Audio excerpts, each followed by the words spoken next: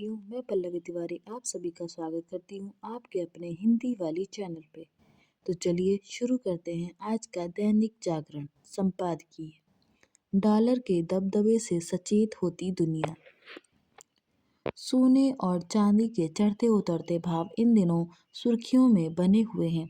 विश्व स्वर्ण परिषद के अनुसार पिछले वर्ष दुनिया में 3,670 टन सोने का रिकॉर्ड उत्पादन हुआ था। वैश्विक उत्पादन के लगभग 40% सोने की खपत अकेले चीन और भारत में होती है। हालांकि आसमान छूती कीमतों के कारण वहां भी सोने की मांग में उछाल की जगह लगभग 10-11% की गिरावट दर्ज की गई है। ऐसी स्थिति में सवाल उठता है कि ऐसी खपत में हालिया 10% की गिरावट के बावजूद सोने के दाम में यह उछाल क्यों आया है। इसकी सबसे बड़ी वजह अमेरिकी राष्ट्रपति डोनाल्ड ट्रंप है। डॉलर और उसमें भुगतान के लिए जारी किए जाने वाले अमेरिकी ऋणपत्र या बॉन्ड अपनी साख की वजह से लगभग 100 वर्षों से अंतर्राष्ट्रीय लेन देन और राजकोषों की रिजर्व का प्रमुख माध्यम बने हुए थे।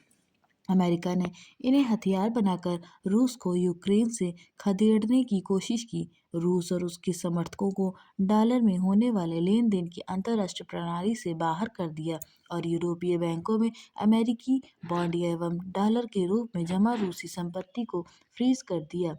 ट्रंप ने सत्ता संभालते ही उनका और खुल्लम खुल्ला प्रयोग करना और व्यापार को हथियार बनाना शुरू कर दिया। इसकी वजह से दुनिया को अमेरिका की नीयत पर संदेह होने लगा और उसकी मुद्रा और बांड की साख गिरने लगी। ट्रंप की लिबरेशन डे टैरिफ की घोषणा के समय भी अमेरिकी बॉन्ड की कीमतें गिरी थीं और सोने की कीमतों में उछाल आया था। क्रेडिट संकट के समय सोने ने हमेशा लेन देन के सर्वग्राह और भरोसेमंद माध्यम की भूमिका निभाई है। उसकी सर्वग्राहता के कारण उसके दाम भी संकट काल को छोड़कर औसतन स्थिर ही रहे हैं।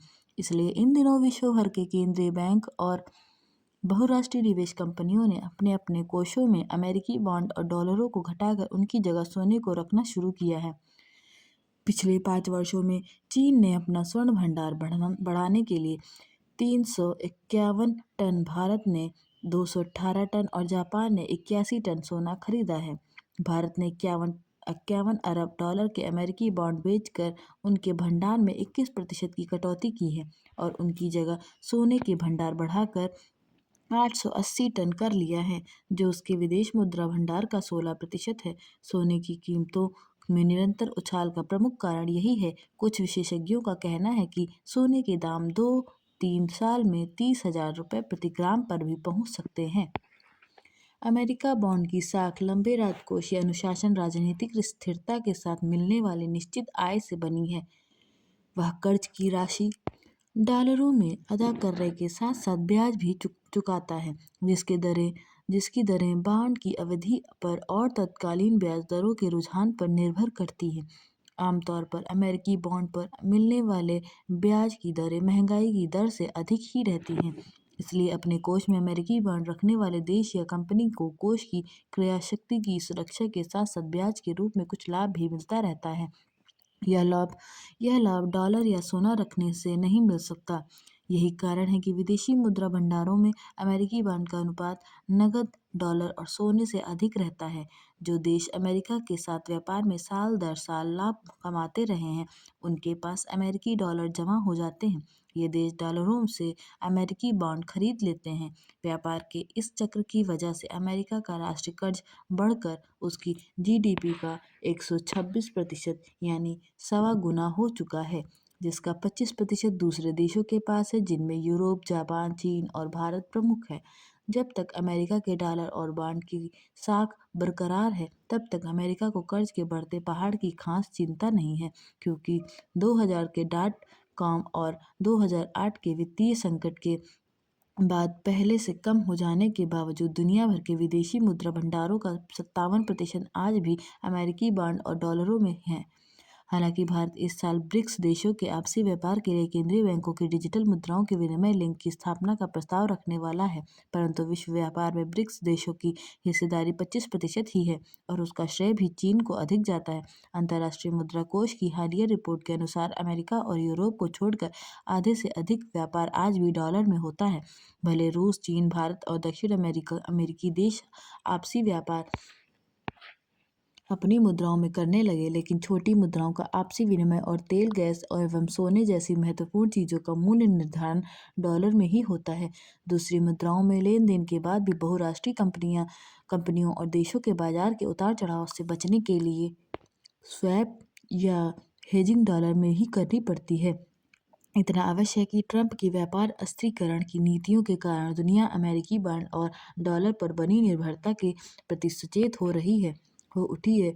उससे बचने के लिए व्यापार और राजकोषीय संग्रह में अमेरिकी बांड और डॉलर के साथ साथ सोने, चांदी जैसी बहुमूल्य धातुओं और दूसरी मुद्राओं को शामिल करने के सक्रिय प्रयास हो रहे हैं। अमेरिका के मनमानी पर लगाम लगाने के लिए अमेरिकी बांड की सुनियोजित बिकवाली का विकल्प भी है। ऐसी बिकवाली से अमेरिका को मिलने वाले कर्ज की दरों में उछाल आ सकता है, जिससे मनमानी करने वाली सरकार को पीछे हटना पड़ सकता है। ग्रीनलैंड विवाद में डेनमार्क की पेंशन कंपनी एकेडमिकर ने अपने सारे अमेरिकी बांड बेचकर यही संकेत दिया, जिसने ट्रंप को नरम पड़ने के लिए विवश किया। यूरोप के जिस ब्रह्मास्त्र की बात हो रही थी उसमें यह विकल्प भी शामिल था, क्योंकि अमेरिकी कर्ज का बस 20% यूरोप और उसकी कंपनियों के पास ही है। सोना या कोई और मुद्रा डॉलर का स्थान लेने की स्थिति में तो नहीं दिखती, पर बचाव की ढाल जरूर बन सकती है। इस्लामिक जगत में बदलते समीकरण। पश्चिम और दक्षिण एशिया की सुरक्षा संरचना इस समय एक गहरे लेकिन अपेक्षाकृत शांत परिवर्तन के दौर से गुजर रही है। इसके मूल में विचारधारा से अधिक भू राजनीतिक यथार्थ, आर्थिक गणनाएं और क्षेत्रीय शक्तियों की बढ़ती आत्मनिर्भरता है। अमेरिका की घटती सुरक्षा भूमिका, यूरोप की आंतरिक विभाजित स्थिति और वैश्विक शक्ति संतुलन में हो रहे बदलावों ने क्षेत्रीय देशों को अपनी सुरक्षा जिम्मेदारी स्वयं संभालने के लिए प्रेरित किया है। लंबे समय तक पश्चिम एशिया की सुरक्षा व्यवस्था अमेरिकी नेतृत्व और गारंटी पर आधारित रही, किंतु ट्रंप के कार्यकाल के बाद से अमेरिका की नीति अधिक लेन-देन आधारित और अनिश्चित होती गई। इससे पारंपरिक सहयोगी देशों को यह महसूस होने लगा कि संकट के समय अमेरिकी हस्तक्षेप स्वतः स्फूर्त नहीं दिख रहेगा। यूरोप भी यूक्रेन युद्ध, ऊर्जा संकट के कारण इस क्षेत्र में प्रभावी सुरक्षा भूमिका निभाने की स्थिति में नहीं है। ऐसे में क्षेत्रीय शक्तियां वैकल्पिक सुरक्षा व्यवस्थाओं की तलाश में हैं। इस बदलते परिदृश्य में एक धारा पाकिस्तान, सऊदी अरब और तुर्की के बीच उभरती निकटता के रूप में दिखाई देती है, जिसे इस्लामिक नाटो भी कहा जा रहा है। पाकिस्तान लंबे समय से सऊदी अरब के साथ रक्षा सहयोग रखता आया है, किंतु हालिया वर्षों में इस संबंध को व्यापक रणनीतिक ढांचे में बदलने का प्रयास तेज हुआ है। उसकी कोशिश है कि सऊदी संसाधनों और तुर्की की रक्षा तकनीक के साथ मिलकर एक ऐसा सुरक्षा समूह बनाया जाए जो अमेरिका पर निर्भरता कम कर सके। हालांकि इस प्रस्तावित धुरी की मजबूती उतनी नहीं है जितनी उसकी राजनीतिक बयानबाजी से प्रतीत होती है। पाकिस्तान की अर्थव्यवस्था गंभीर संकट में है और उसकी क्षेत्रीय विश्वसनीयता सीमित होती जा रही है। भारत के साथ उसका संघर्ष केवल भू क्षेत्रीय नहीं बल्कि वैचारिक भी है, जिसे उसकी सैन्य स्थापना अब भी दो राष्ट्र सिद्धांत के रूप में जीवित रखे हुए है। इसी वैचारिक ढांचे के माध्यम से पाकिस्तान मुस्लिम दुनिया में समर्थन जुटाने की कोशिश करता रहा है, किंतु व्यवहारिक स्तर पर उसे बार बार यह एहसास हुआ है कि मजहबी एकजुटता अपने आप में स्थायी रणनीतिक समर्थन की गारंटी नहीं देती।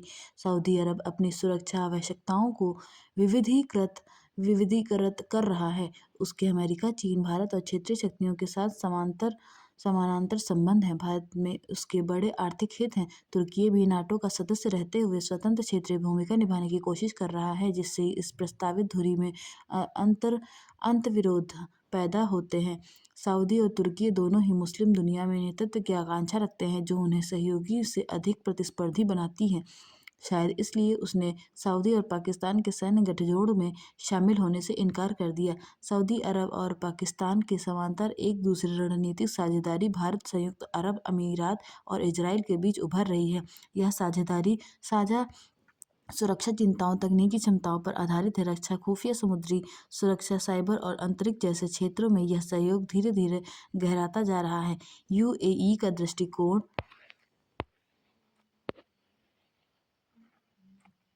वैचारिक नेतृत्व के बजाय स्थिरता, प्रतिरोधक क्षमता और आर्थिक विकास पर केंद्रित है। यमन से लेकर अफ्रीका के हॉर्न क्षेत्र तक यूएई ने यह दिखाया है कि वह अपने सुरक्षा हितों को स्वतंत्र रूप से परिभाषित करने के लिए तैयार है, भले ही इसके लिए उसे पारंपरिक सहयोगियों से अलग रास्ता क्यों न अपनाना पड़े। इजराइल के साथ सामान्यीकरण ने यूएई को क्षेत्रीय सुरक्षा ढांचे में एक नई स्थिति प्रदान की है। भारत के लिए यह साझेदारी रणनीतिक और मनोवैज्ञानिक दोनों स्तरों पर महत्वपूर्ण है। जहां नई दिल्ली पाकिस्तान द्वारा इस्लामिक जगत में अपनी स्थिति मजबूत करने के प्रयासों को लेकर सतर्क है, वहीं वह इजराइल के साथ दशकों से चले आ रहे संबंधों को यूएई जैसे आर्थिक और रणनीतिक रूप से महत्वपूर्ण देश के साथ जुड़ने का भी अवसर देख रही है। हाल में भारत और यूएई के बीच रक्षा सहयोग पर आशय पत्र इसी दिशा में एक संकेत है।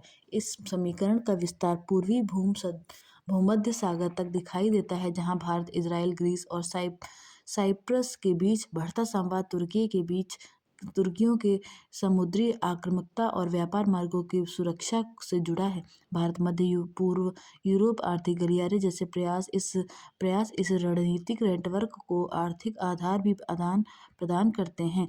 एक और ऐसा ढांचा है जो वैचारिक अपील और प्रतीकात्मक शक्ति पर निर्भर करता है। दूसरी ओर एक ऐसा समीकरण है जो आर्थिक मजबूती, तकनीकी सहयोग और साझा सुरक्षा पर आधारित है। पश्चिम और दक्षिण एशिया की सुरक्षा व्यवस्था एक बहुध्रुवीय, आत्मनिर्भर और क्षेत्रीय रूप से संचालित ढांचे की ओर अग्रसर है। जो देश आर्थिक रूप से मजबूत, तकनीकी रूप से सक्षम और रणनीतिक रूप से सुसंगत है, वे इस नए परिदृश्य में बेहतर स्थिति में होंगे। जो केवल वैचारिक नारों और प्रतीकात्मक गठबंधनों पर निर्भर हैं, वे शायद ध्यान आकर्षित कर ले लेकिन स्थायी शक्ति हासिल नहीं कर पाएंगे। फिर भी भारत को सतर्क रहना होगा। कच्चे घरों के बीच पक्की उम्मीदों का सपना। इस वर्ष के केंद्रीय बजट में ग्रामीण क्षेत्रों को काफ़ी आशाएं थी, बात चाहे घर की हो, सड़क की हो या फिर नल जल योजना की। लोगों को उम्मीद थी कि सरकार गांव के विकास के लिए बजट के पिटारे खोल देगी। इसके पीछे कई कारण भी हैं। आज भी देश के अधिकांश ग्रामीण क्षेत्र विकास की योजनाओं में बहुत ही पिछले पायदान पर हैं। केवल उत्तराखंड के ग्रामीण क्षेत्रों की बात करें तो इस पहाड़ी इलाके के दूरस्थ ग्रामीण क्षेत्रों में लोगों को आवास जैसी अहम योजना भी देरी से पहुंचती है। अन्य राज्यों की तुलना में उत्तराखंड जैसी पहाड़ी राज्यों में चुनौती और भी जटिल हो जाती हैं। दुर्गम भौगोलिक परिस्थितियां, सीमित संसाधन और दूर दराज बसे गांव योजना के क्रियान्वयन को धीमा कर देते हैं। उदाहरण के तौर पर पौड़ी जिले के कलजी खाल क्षेत्र में एक वर्ष में 805 घरों का निर्माण हुआ, जबकि बोरी खाल जैसे क्षेत्रों में यह संख्या केवल 65 घरों तक सीमित रही। यह अंतर दर्शाता है कि एक ही राज्य के भीतर भी विकास की गति समान नहीं है। देश और राज्य स्तर पर आंकड़े देखें तो ग्रामीण आवास की स्थिति एक बड़ी तस्वीर पेश करती है। ग्रामीण आवास योजना के अंतर्गत देश में लगभग 3.79 करोड़ घरों का लक्ष्य रखा गया था, जिनमें से लगभग 2.72 करोड़ घरों का निर्माण पूरा हो चुका है, यानी करीब 72% लक्ष्य हासिल किया जा चुका है। अब इस योजना का विस्तार कर लक्ष्य को 5.69 करोड़ घरों तक ले जाने की 79 करोड़ घरों तक ले जाने की बात की जा रही है। लेकिन आंकड़ों से परे असली सवाल जमीन पर नजर आने वाली सच्चाई का है। पहाड़ों में रहने वाले परिवारों के लिए पक्का घर न केवल ठंड और बारिश से बचाव का माध्यम है, बल्कि यह उन्हें किसी भी समय होने वाले भूस्खलन से बचाव का भी साधन है। यहाँ की गलियों से गुजरते हुए यह साफ महसूस होता है कि जब किसी परिवार को घर मिलने की सूचना मिलती है तो वह केवल एक सरकारी लाभ नहीं होता, बल्कि उम्मीदों का एक कारवां होता है। वहीं जिन परिवारों तक यह सुविधा नहीं पहुंच पाती, उनके लिए स्थानीय स्तर पर काम करने की आवश्यकता है। इसमें कोई दो राय नहीं है कि सरकार गांव के विकास को ध्यान में रखते हुए योजनाएं बनाती है। ऐसे में यह जरूरी हो जाता है कि इन योजनाओं की जानकारी हर गाँव और हर परिवार तक समय पर पहुंचे। इसके लिए स्थानीय स्तर पर पारदर्शिता और जवाबदेही तय किए जाने की जरूरत है। साथ ही उन आवाज़ों को भी सुनने की बहुत ज़रूरत है जो हाशिए पर होते हैं और अक्सर फाइलों एवं आंकड़ों के बीच उनकी आवाज़ कहीं दब जाती है, क्योंकि यही हाशिए पर रहने वाले लोग कच्चे घरों में भी रहकर पक्की उम्मीदों का सपना देखते हैं, जिसे पूरा करने की जिम्मेदारी सरकार और प्रशासन के साथ साथ समाज की है। सही दिशा में कदम, अमेरिका के साथ एक नई शुरुआत शीर्षक से लिखे आलेख में डॉक्टर मनीष दाभाडे ने अमेरिकी राष्ट्रपति डोनाल्ड ट्रंप की नीतिगत अस्थिरता को लेकर कुछ आशंकाएं व्यक्त की हैं, जिनके बारे में स्थित विवरणों से और स्पष्ट होंगी। इसलिए इस व्यापारिक समझौते को फलीभूत होने में कुछ समय लग सकता है। इसके बावजूद यह तो कहा ही जा सकता है कि बहुप्रतीक्षित प्रतीक्षित व्यापारिक समझौते की जो प्रारंभिक बाधाएं भी थीं, वे दूर हो गई हैं। अब भारत को बड़ा बाजार मिल गया है, जो उसे उसके हाशिए प्रतिद्वंदियों पर बढ़त दिलाने में मददगार साबित होगा। तेल खरीद के मामले में वेनेजुएला से आश्वस्त होने के बाद भारत का यह समझौता मील का पत्थर साबित होगा। हालांकि इस संदर्भ में रूस जैसे सामरिक सहयोगी से सक्रियता सहभागिता घटाना उचित नहीं होगा, क्योंकि ट्रंप की नीतियों से भारत का अमेरिका पर पूर्णतः विश्वास करना कठिन है। बहरहाल इस समझौते के लिए ट्रंप राजी क्यों हुए? कहीं इसमें यूरोपीय संघ के साथ हमारा मुक्त व्यापार समझौते का अहम योगदान नहीं है? इससे साबित होता है कि अमेरिका के साथ संबंधों में हमारी रणनीतिक स्वायत्तता और दृढ़ता काम आई। इस मामले में भारत ने कूटनीतिक परिपक्वता का जरूर परिचय दिया, मगर भारत के पाकिस्तान एवं बांग्लादेश के मौजूद रुख में अमेरिका का बर्ताव कम अहम नहीं है। यह भी ध्यान में रखना जरूरी है, बजट में जो 3 लक्ष्य रखे गए हैं, उत्पादकता, क्षमता निर्माण, सबका विकास को इससे गति मिलेगी।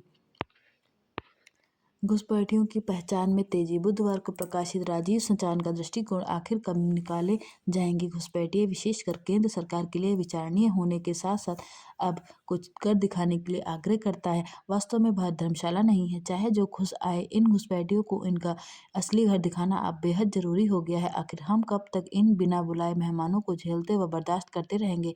भेड़िया आया की तर्ज पर घुसपैठिए चिल्लाने से कुछ समय तक उनके नाम पर राजनीति रोटियां सेकी जा सकती हैं, लेकिन यह भी याद रखना होगा कि लंबे समय तक नहीं। यह तोता रटंतर सुनकर जनता के कान पक गए हैं। देश की जनता चाहती है कि इनकी जमीनी हकीकत पहचान कर इन्हें निकाला जाए, क्योंकि ये घुसपैठिए हर बुनियादी चीज़ों को ही नहीं हथिया रहे, बल्कि देश में अपराधों का जो ग्राफ बढ़ता जा रहा है, इनके हाथ होने से इनकार नहीं किया जा सकता। यह कितनी विडंबना की बात है कि बिहार चुनाव के पहले चुनाव आयोग ने यह कहकर किया गया था कि इससे घुसपैठियों की पहचान होगी। चुनाव हुए 3 महीने से अधिक का समय हो गया है, परंतु घुसपैठियों को निकालना तो दूर, उनकी संख्या अभी तक नहीं बताई गई है। उनकी पहचान ही ठीक से नहीं हो पाई है। भारत की कूटनीतिक मजबूती, अमेरिका के साथ एक नई शुरुआत आलेख में अमेरिका द्वारा टैरिफ दर में कमी के प्रभाव का विश्लेषण किया गया है। भारतीय उत्पादों पर अमेरिकी टैरिफ को घटाना दोनों देशों के संबंधों में सुधार का सकारात्मक संकेत है। यह निर्णय व्यापारिक राहत के साथ बदलते कूटनीतिक समीकरणों का द्योतक है। भारत दुनिया की सबसे बड़ी आबादी वाला देश है एवं दुनिया की चौथी सबसे बड़ी अर्थव्यवस्था है। भारत को नज़रअंदाज करना किसी भी देश के लिए संभव नहीं है। यूरोपीय संघ से व्यापारिक समझौता होने के कारण अमेरिका को मजबूती में यह निर्णय लेना पड़ा, क्योंकि अमेरिका भी भारत जैसे बाजार को खोना नहीं चाहता है।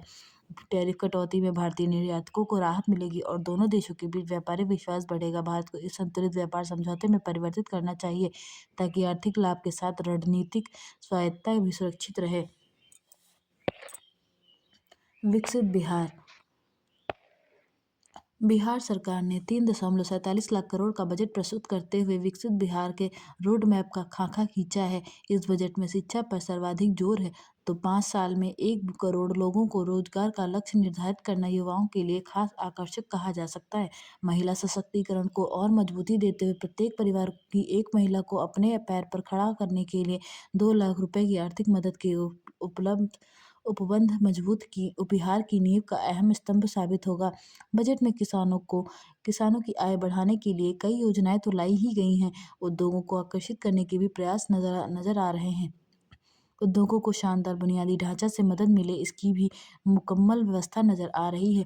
5 एक्सप्रेसवे आर्थिक गतिविधियों को रफ्तार देने में मील का पत्थर साबित होंगे। राज्य के बजट का आकार ऐतिहासिक है। पिछले बजट में 30,000 करोड़ रुपए अधिक खर्च का लक्ष्य लेकर चली राज्य सरकार ने आमजन के जीवन को आसान करने की योजनाओं पर ध्यान देकर लोगों का दिल जीतने का प्रयास तो किया ही है, लेकिन यह भी ध्यान रखा है कि खजाने की सेहत न बिगड़े। राजकोषीय घाटा निर्धारित 3% के मानक से नीचे रखना दूरदर्शिता को दर्शा रहा। निश्चित तौर पर इन योजनाओं के क्रियान्वयन से वित्तीय वर्ष 2026 से 27 में राज्य तयशुदा 14.9% विकास दर को हासिल करता हुआ दिख रहा। अगर यह संभव हुआ तो विकसित बिहार के सपने की ओर राज्य एक और कदम मजबूती से आगे बढ़ाएगा। उम्मीद की जानी चाहिए कि भविष्य में बिहार भी विकसित राज्यों में शामिल हो जाएगा।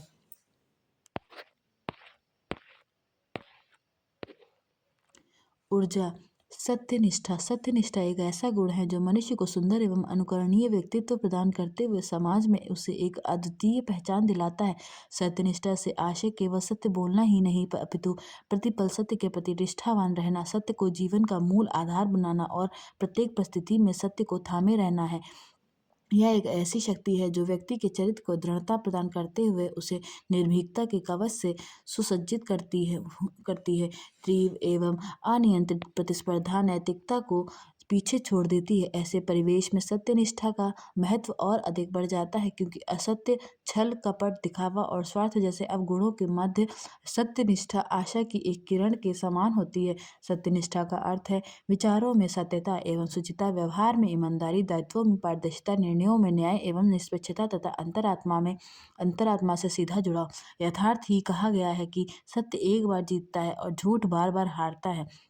सत्यनिष्ठा की सच्ची पहचान विपरीत एवं विषम परिस्थितियों में ही होती है। सत्यनिष्ठ व्यक्ति सदैव अपने सिद्धांतों पर अडिग रहता है। सत्यनिष्ठा एक वह दीपक है जो निराशा के अंधकार में मार्ग दिखाता है।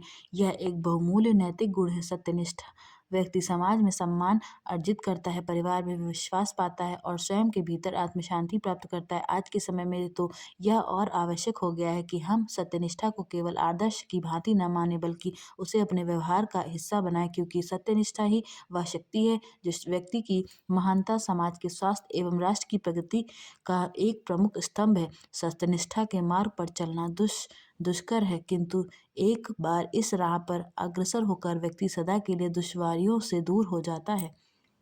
आशा करती हूँ कि आपको यह क्लिप पसंद आई होगी। ऐसी क्लिप्स को सुनने व पढ़ने के लिए हमारे चैनल को लाइक, शेयर एंड सब्सक्राइब जरूर करें। धन्यवाद।